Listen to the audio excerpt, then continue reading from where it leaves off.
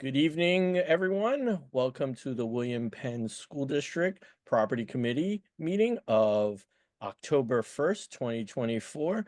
This evening, we will have several conversations going on. One, we will have a presentation from Ms. Jamie Doyle of PMP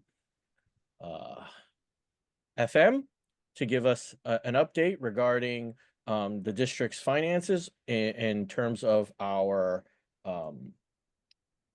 facilities upgrades, and we have an updates from Mr. Deans regarding our facilities masters plan and the current projects that are going on.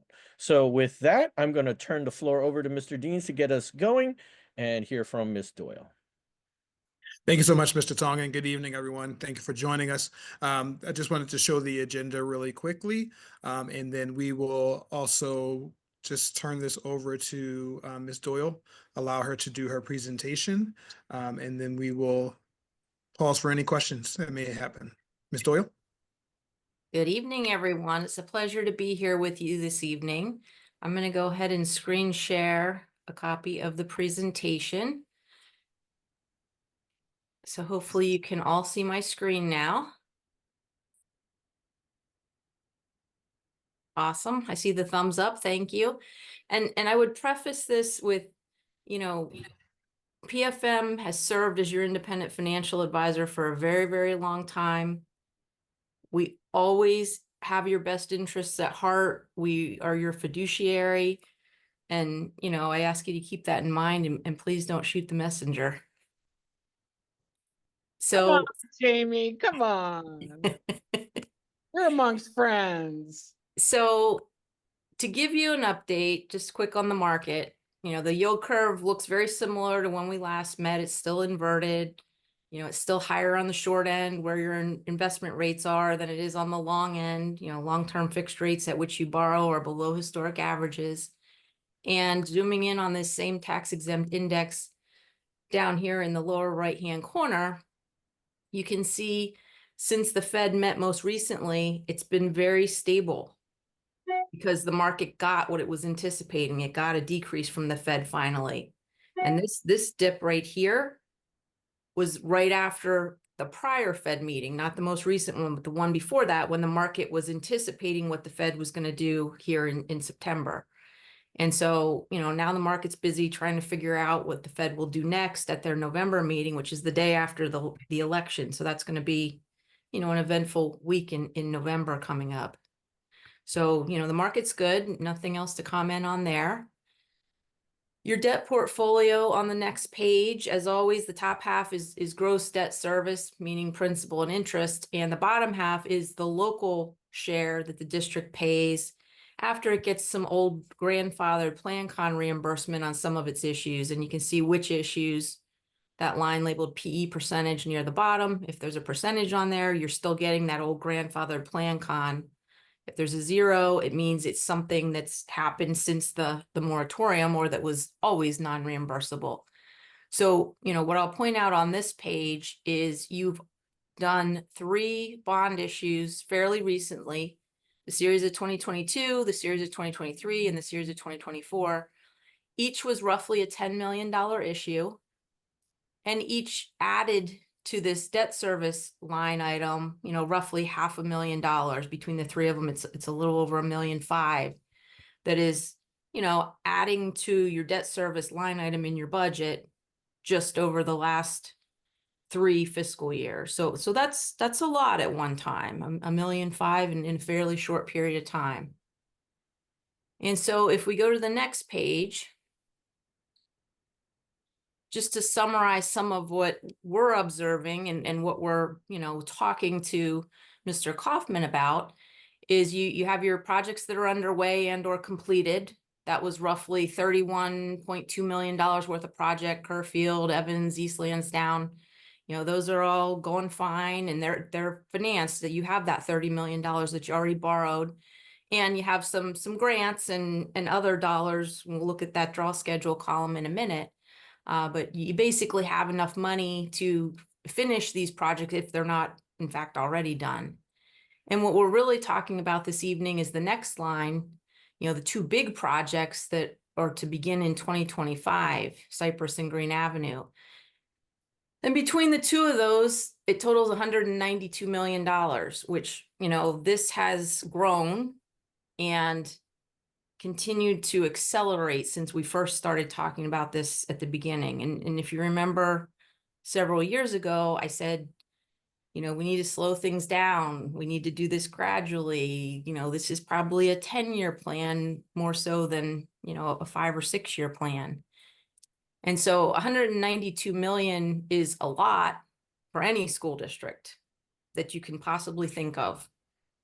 That's a lot in a fairly short period of time. And we'll look at that in a minute. But these numbers in the 192 million, it's 67 million more than the last update we got, you know, prior to your 2024 issue, which was back in December of 2023. So that's what I mean when I say the numbers keep growing and accelerating. And, you know, there are obviously reasons for that I'm sure you're aware of, but that's a lot of growth in the size of the project. And this 192 million does not include other long-term projects such as Bell Avenue or Walnut. So this is literally just these 2 high school projects. So just to give you, you know, what does this mean for the budget? And again, we're just talking about debt service. We're not talking about anything in your regular operations. You know, special ed is a bit of a concern right now. You know, salaries and benefits, healthcare, all the normal things are still going on in your regular operating budget. We're just talking about new debt service for these projects right now. And so before you did any of those 3 $10 million issues in 2022, 23, and 24 that we just talked about, your baseline for your local share of your debt, the annual effect on your budget was about $2.8 million before you did anything. And that was about 1.75 mils of your budget that went for debt service. Since you did those 3 most recent issues that we talked about for those projects that are underway and or completed, that line item went to 4.3 million and change. So between 2023 and 2025, that was an increase of about $1.5 million. And that's what we just looked at on the prior page. Again, between those 3 issues, that has had $1.5 million effect on your debt service line item, which was 0.94 mils for that increase. So what we're going to look at next is by 2029, your required local effort, that again, when you started, it was 2.8 million. But, you know, if you do these 2 high school projects on the timeline outlined, you know, in pretty short order, your line item in your budget will jump to $14.855 million. So again, that's to finance that 192 million that we didn't do yet. That will get it all the way up to 14.855 million. That means in the next 4 fiscal years, fiscal year ending 26, 27, 28, and 29, you'd need an additional $10.5 million to cover the debt service if we financed all of that in a multi-step, you know, plan like we've always been talking about. But it's a lot in a very short period of time. And so that's an additional millage equivalent just to cover that $10.5 million increase. That's 6.5 mils. So looking at this $14.8 million end result, or where you'd be at the end of the day if you did everything to this magnitude and on this timeline, we just thought maybe it would be helpful to compare it to some things in your budget already. And these are, you should look at these one line item at a time. These are ors, these aren't ands, but 14.8 million is 27% of your entire real estate tax revenue. Or you could look at 14.8 million is 24% of your revenue from state sources. It's 12% of your total budgeted revenues. Wait, I'm sorry, but that 14 million was over 4 years, right? Yeah, so we're looking at that. This is 2029 projected debt service, exactly. So, Okay. yes. You're correct. But I thought we had to generate an extra 10 million in the next 4 years, right? So I had that Yes, 10, because it's counting what you already have in your budget now. so $2.6 million a year. Uh-huh. And I'll show you that breakdown. You're going to see exactly that in just a minute. But I just put these in here for comparison purposes. That's nothing more. 14.8 million is over 108 teachers on the expenditure side of things. And then just some of your increases that you've experienced in your 2025 current year budget, you know, that 14.8 million is almost 10 times your BEF increase for 24-25. You know, it's about 3 times your ready to learn increase. And jumping to the bottom line, it's about, you know, over 2 times or a little more than double your increase in new state revenues. So just points of comparison, that's all to help, you know, solidify that in your mind. Jumping to the next page, this is a new page. You know, I don't know that we've used this page with your board before, but just talking about fund balance in general. And so just GFOA recommends a minimum of 2 months operating capital. So for your district, you know, that would mean a general fund balance of about $20 million. You know, to give you flexibility, that helps with credit rating, that helps with the cost of capital when you go to market. That helps when we have years where the state doesn't pass their budget on time and, you know, your cash Ain't flow never gonna happen, Jamie. more constricted. That's hysterical. Well, it's just a benchmark. I understand your point. But I also want to point out down below, when we look at your fund balance trends and your credit rating trends, and we started with fiscal year ending 2018, the yellow years are budgets. We don't have the audited numbers yet for 2024.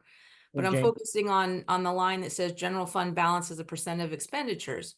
So you can see how that has fluctuated over the years, but it's getting pretty thin now. You know, we think you're down, again, remains to be audited, but you're down well under 0.5% of a general fund balance as a percent of expenditures.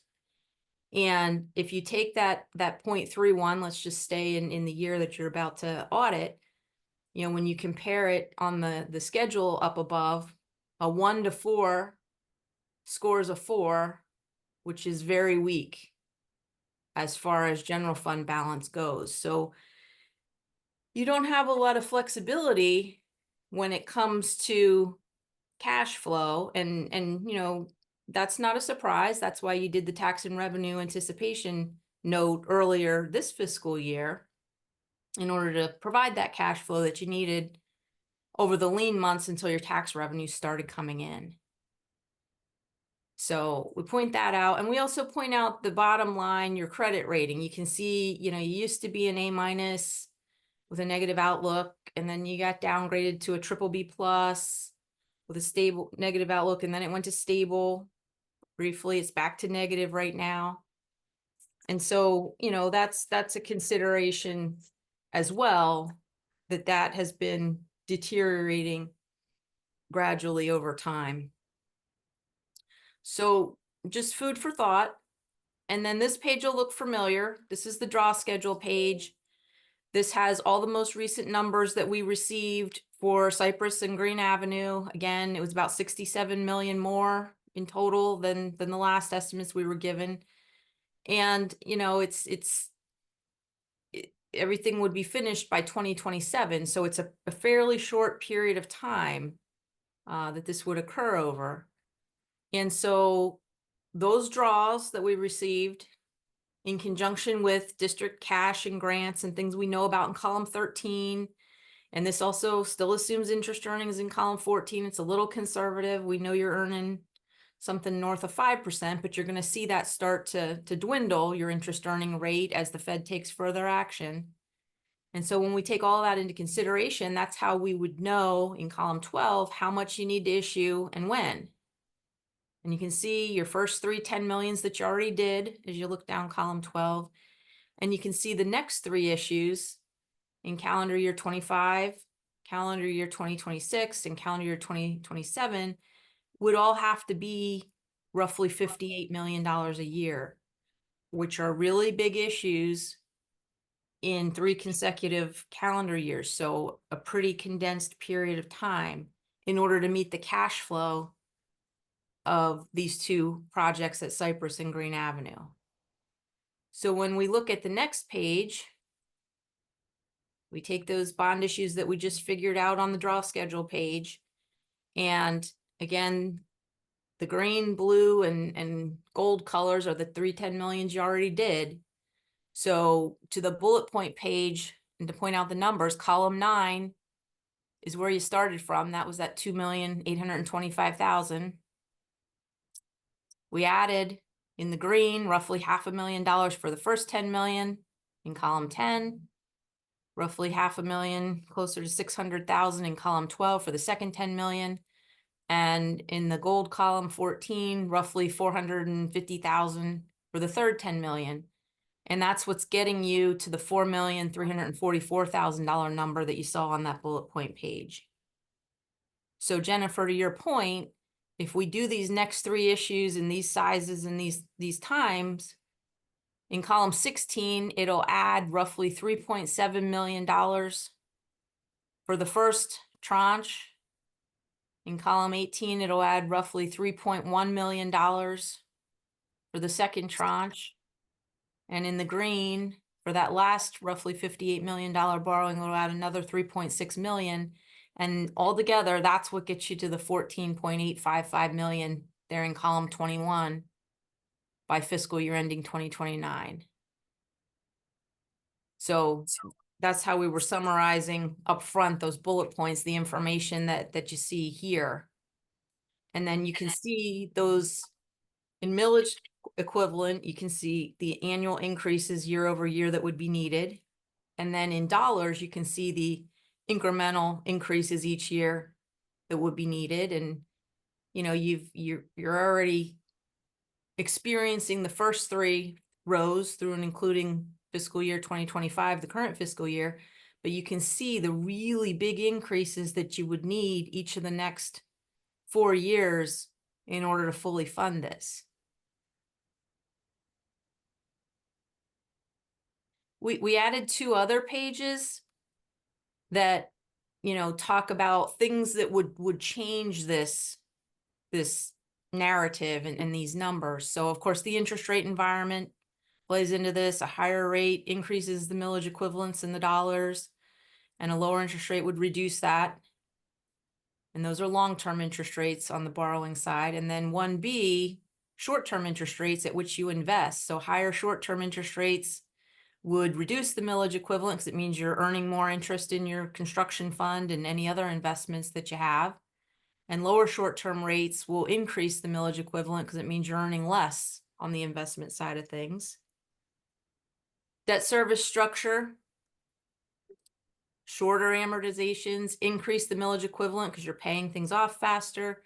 Longer amortizations reduce the millage equivalent and the dollars needed. Project costs, you know, this is one of the numbers that seems to continue to rise, but higher project costs obviously increase the millage equivalent and dollars needed, and lower projects would reduce that.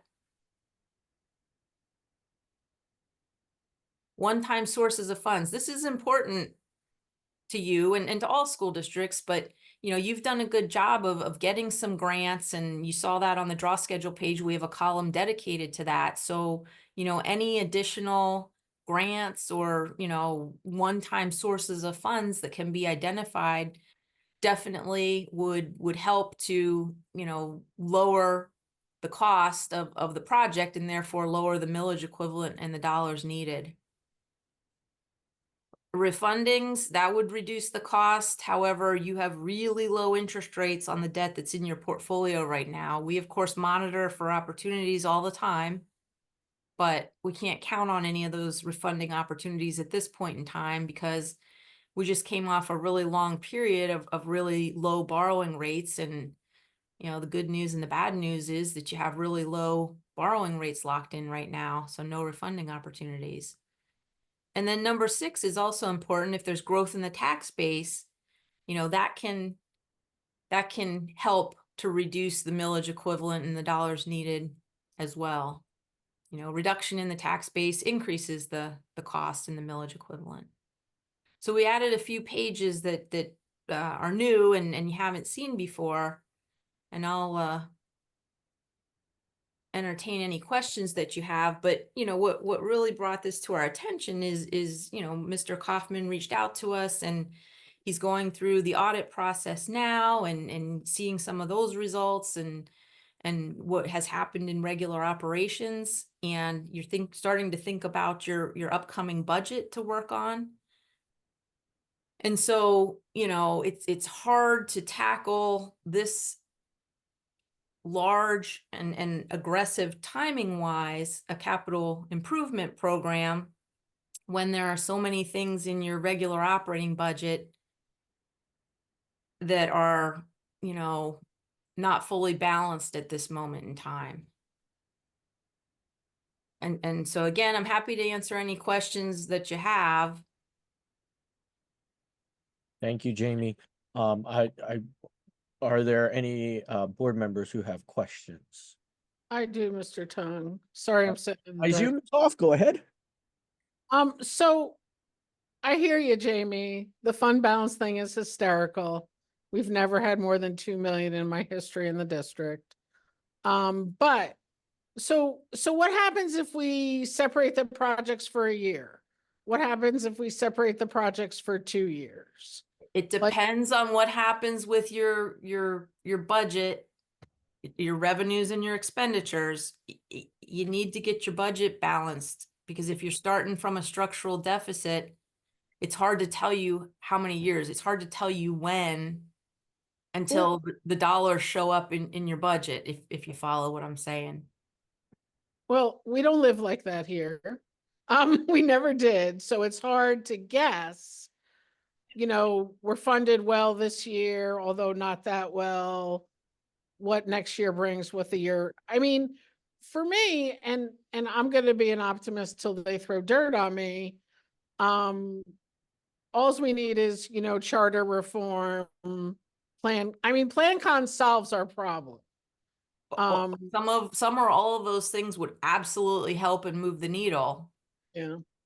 Unfortunately, But none what's of the them have happened structural yet. deficit? What's the structural deficit? Like, So Jennifer, the amount that was presented at the legislative meeting last week, the decrease in fund balance. yeah. Yeah, so we're still working through the audit, but it looks that we're projecting to decrease in fund balance for the 24-25 school year. So what? About? Cash basis, it's 200,000. We're still doing our accruals for the year. So I can get that projection probably by the end of next week. So Jamie, I have a question. When you say we need to have a balanced budget, can you unpack that for me? Because when we approve a budget by the board, it is balanced. So are you really talking about what happens at the auditing process at the end of a fiscal year? Yes. Okay. All right. And you know, it's not that anyone expects it to come out perfectly at the end of the year at the audit, but you know, if it continually comes out as a large negative, that's a problem, because you know, reserves can only take you so far to cover that. Said kind of a different way, thinking about it like our own personal finances.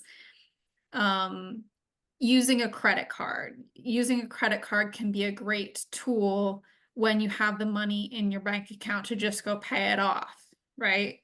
But we want to make sure that at the end of the year, there's enough money in the bank to pay the credit card off for the teachers, the buildings, all of your regular operating costs, the money that it takes to do the business of education, you know, what we all here care about.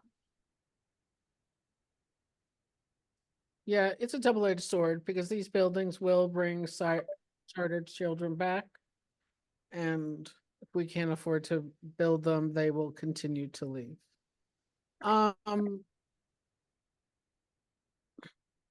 You know, and not for nothing, Darnell, Bob, and Jan, our folks got to stop giving us estimates that are off by 33%. It happened at Kerr Field. It's happening now. Some of it I get, but I don't get increasing costs by 35% when we're at 110 million and now we're at 162. It seems ridiculous, and it happens all the time to us. I'll get off my soapbox about that. Thank you, Jen. So Jamie, my question is, what's the timeline for us in terms of making a decision to push out or to continue moving forward? How soon do we need to let you know how much money we need to borrow, and how much, and how we're going to borrow in what timeline, time frame to borrow that money in? Well, and Bob, I'm gonna draw you into this answer. I mean, I think the next steps are really for Bob to continue with the auditing process and the budgeting process so we can really get a handle on the number that you're short on an annual basis, because that number tends to grow a little bit each year.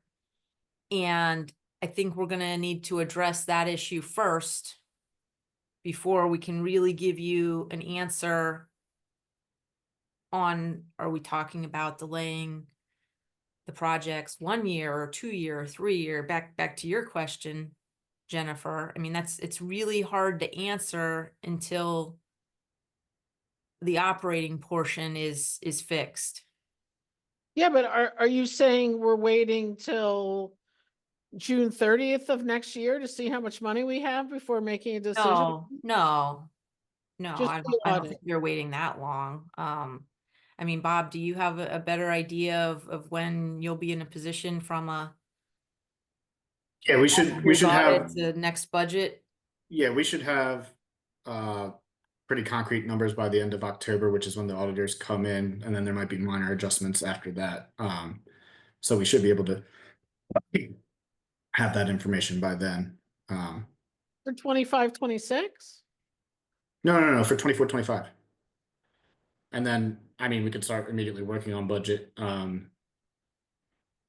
But we won't know some of the, larger costs or increase of like utility or healthcare. We're in negotiations for most of our employee groups, so we should know, hopefully know contracted costs by December. So we could ideally lock in a large portion of the budget by the end of December.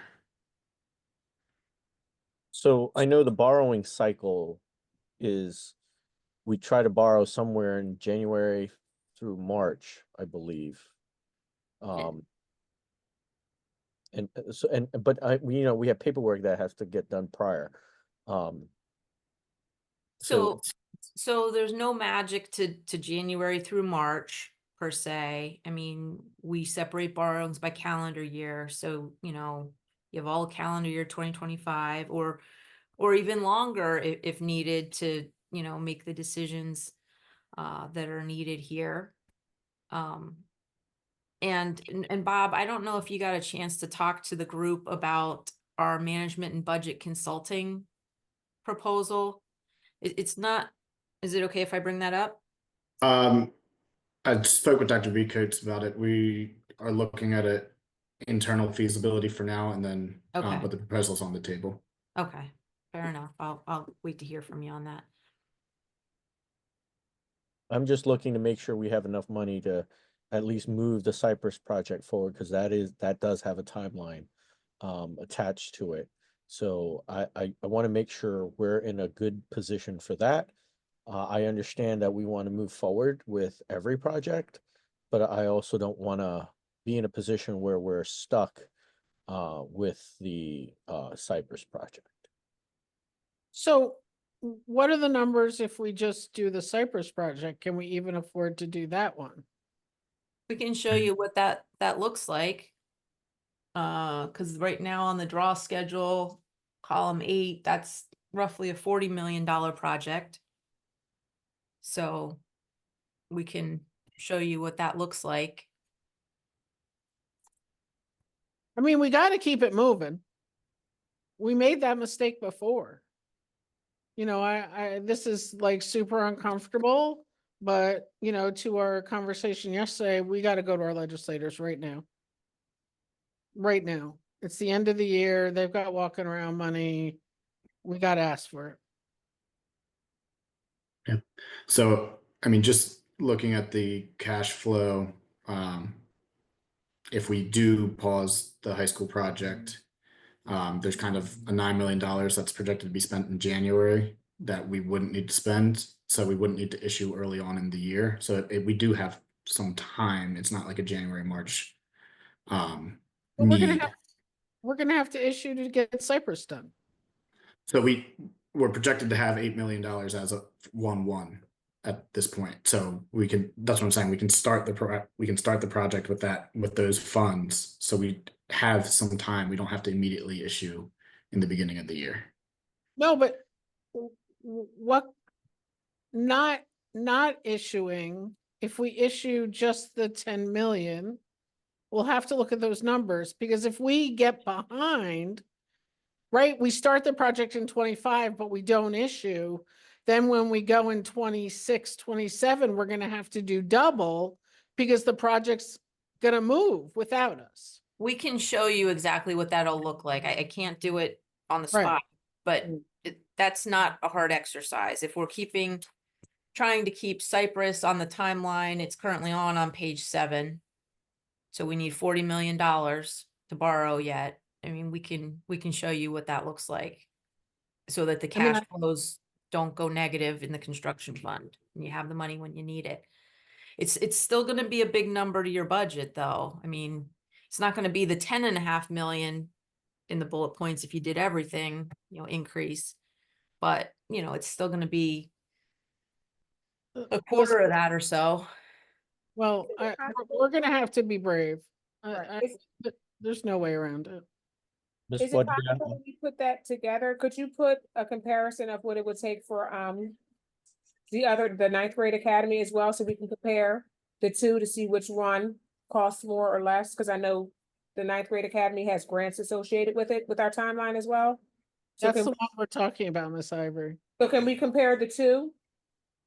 What's the second comparison? The high school and ninth grade academy. So ninth grade academy has a $8 million grant associated with it. Right, right, and the high school does not. So can we compare between the two, which one's cost, what the cost is? I'm still confused at what you're asking, Ms. Wadia. I'm asking if we pause on one of the projects. I would like to see if we said we were gonna pause on the ninth grade academy and do the high school, what would be the cost difference with the high school versus doing the ninth grade academy? Okay, all right, okay. Yeah, sure, we can show that, but the Green Avenue, the high school project is 152 million on the numbers we have currently, so it's a much larger project. And then we So- would forfeit the 8 million on Cypress.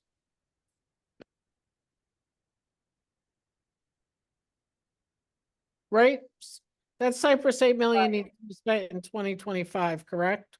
It has to be spent by, everything has to be done for Cypress by 27, I believe. No, but So the the Cypress value- grant actually has phases that need to be completed, and each phase, it needs to be in compliance in order to get each phase of money, which is why the money is broken out into 4 pieces. So you have to stick to the exact timeline in order to get every piece of the that's- grant.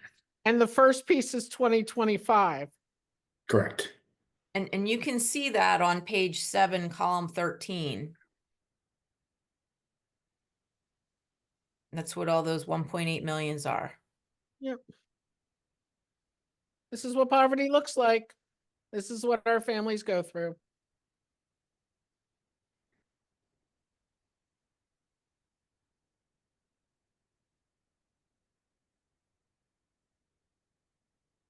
Okay, Jamie, Yeah. can you work up those numbers so that Ms. Wadia has the Certainly. questions? I want to make sure that we are still on track for, at minimum, the Cypress project, because that does have those timelines associated to it. But I want to make sure that we provide everybody with the numbers they need to see, so that, you know, they can go back to the constituents to justify the decisions move forward. I know this is not the body to make all the decisions, but I do want to have some discussion here. So I want to encourage folks to share what they need to share, so that we can share with the larger body. Dr. Bikos, do you have any thoughts or ideas that you'd like to share?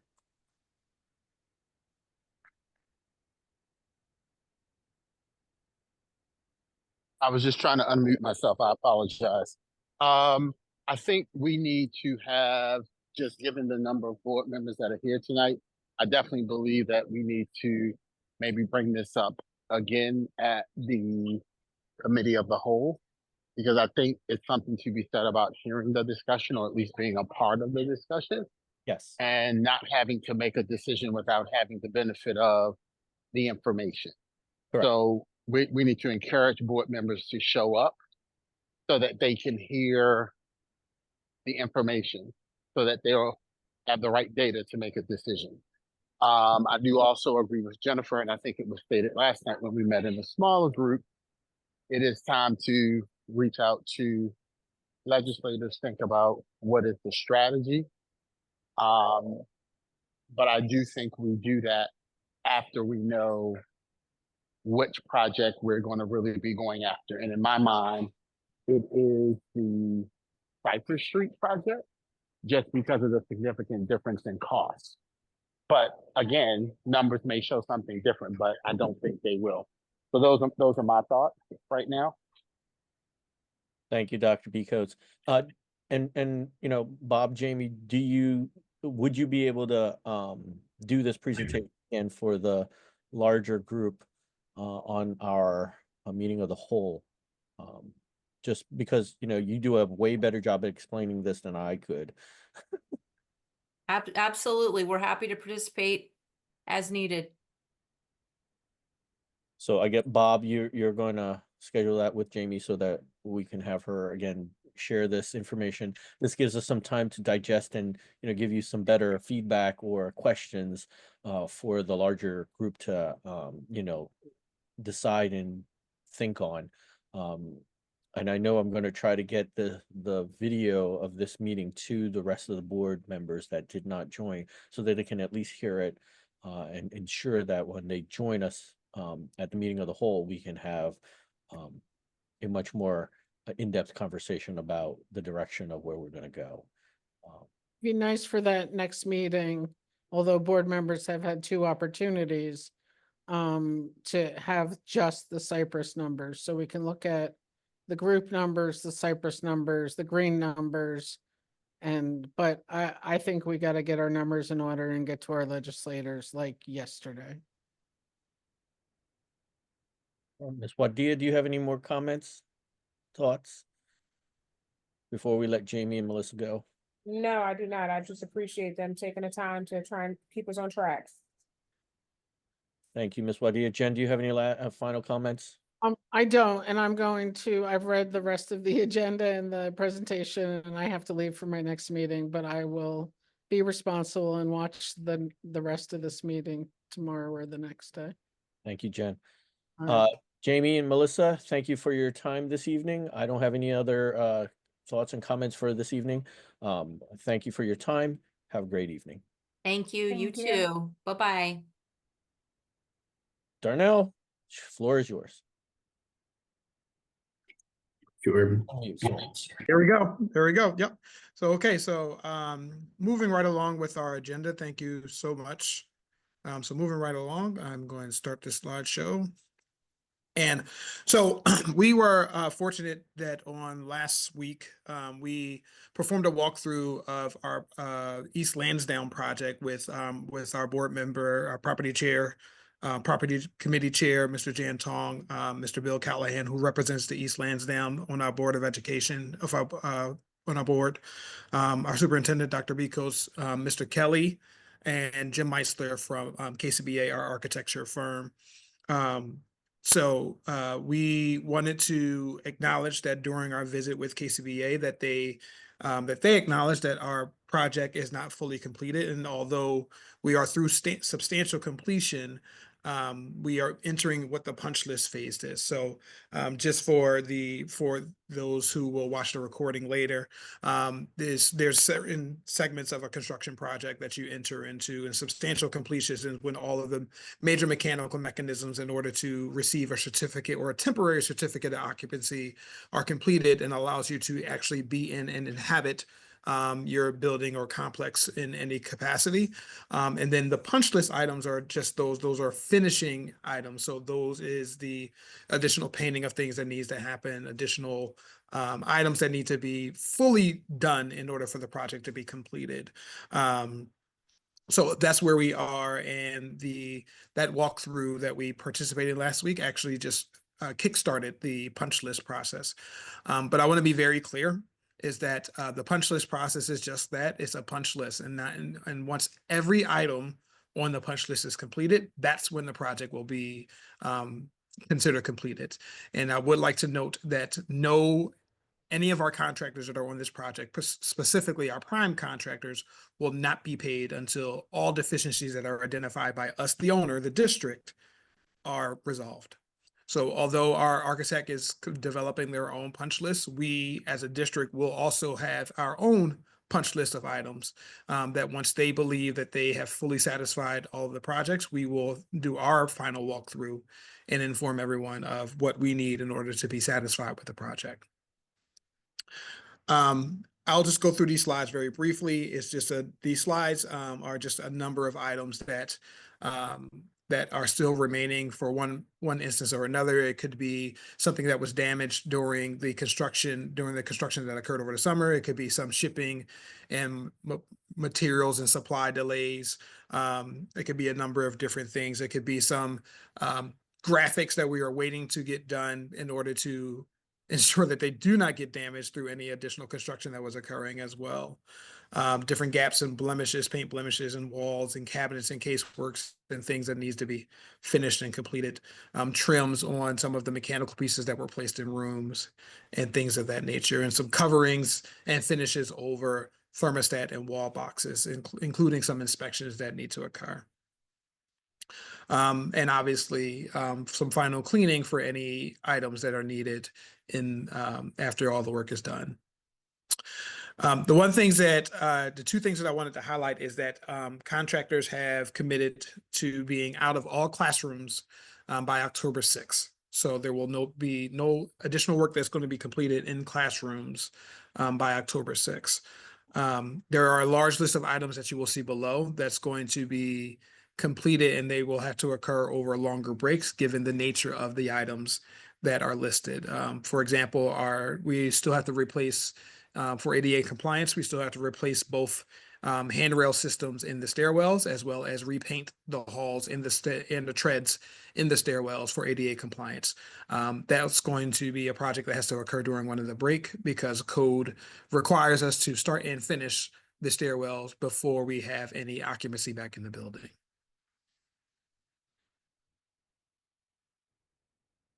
So we did this process for East Lansdowne. Today, our project manager on this process from KCBA, Mr. Jim Meisler, was at Evans completing this process for Evans. And it's our goal to send this information to the Evans team. We met with the East Lansdowne team directly, and we will be following up with them shortly once we have more detailed information around timelines of the items to be completed. Any questions from any of that information that was shared? Ms. Wadia, do you have any thoughts? I have a question. I know you mentioned the project manager for Evans. We pay for a project manager for East Lansdowne, correct? It's the same project manager for Evans and East Lansdowne. He's the same project manager for both projects because the projects were combined. So when This project was bid. It was bid as a combined project in order to save on money. So the East Lansdowne and Evans projects is from the same architect, so it's the same project manager for both projects. Okay, so my question would be, are we looking to receive dollars back since yourself, Jan, and Dr. B. Coates had to act as in the capacity of project manager by going through and reviewing the things that should have been done previously? I think we can review all possible options when we get to the final payment process. Okay, thanks. That's it. So I just want to say that, we understand that contractors and construction workers have to do work, and, working in a building that's active, there are things that are going to not always be the way we expect it to. And, I think that Dr. B. Coates and Mr. Deans did a great job in trying to, make sure that the building is safe and clean enough for our folks to go in. I just want to make sure that we recognize that, they did not want to go into a building where they did not want to spend, more than 10 minutes inside because it was dirty or dusty or anything like that. So the cleaning crews were sent out to make sure that it was clean and safe. And I do appreciate all of the work that the cleaning crews did, and Dr. B. Coates and Mr. Deans took care of, ensuring that fact. But at the same time, I think that that our project manager missed some dates, or the timeline was too tight for our usage this current school year for these things, where, I think that our staff took it as a slight when things weren't as neat as they expected them to be when they came back. Again, we know things happen and that the architect and contractors are working to rectify that. But I think when we're building things, they're hoping things look nice and fresh when they come in, and it did not look as expected. So, we have to do better in all different phases. But I know everyone is working very hard to make sure that this, upgrade comes to a good ending, good fruition, so that, we have students in a nice new space with new things, but it also should look and feel like they were in a nice new space, nice new feel. Yes, and I think just to piggyback off that, Mr. Tongan, I think that there's a lot of lessons learned from a timing perspective, a lot of lessons learned from a scheduling perspective, phasing perspective, a lot of guardrails that we will be able to put into not just the schedule, but also the contract in our next projects in order to ensure, to your point, Ms. Ivory, if that things are not to the manner that we expect as a district, that we are that is addressed appropriately, whether in the appropriate manner.